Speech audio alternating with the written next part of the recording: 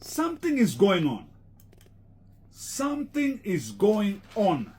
Na tayari red flag imeinuliwa.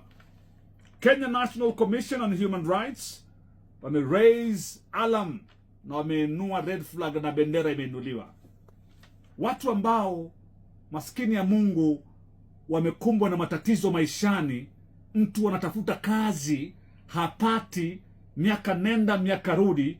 Kuna wahuni sahihi ambao wameanza kubandika mabango ya kazi wakisema kwamba kuna kazi mahali fulani. Sasa wewe kwa sababu uko desperate, unahitaji kazi, unapiga simu alafu unaelekezwa katika afisi ya kazi. My goodness. One of the victims anaitwa Sarah Muthoni. Ni mama tu 32 years kutoka Mukuru kwa Ruben.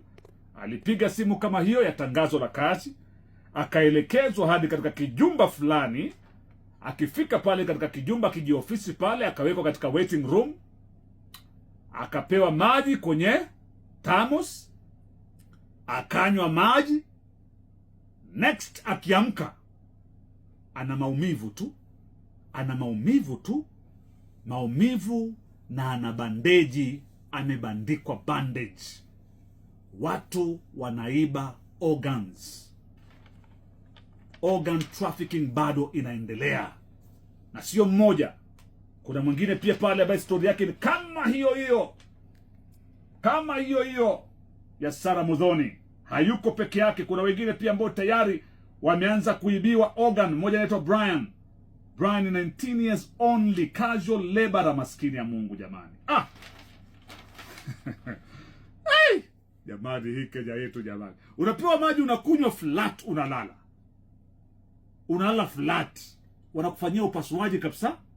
Wanachukua kidney yako na wanafunga na wanakupiga bandage. Unaamka na maumivu, upasuaji ushafanyika. Unaamka katika eneo lingine tofauti kabisa. Hauna fahamu na hauna kidney. Wameichukua na wametoka na wameenda. Mkae chonjo.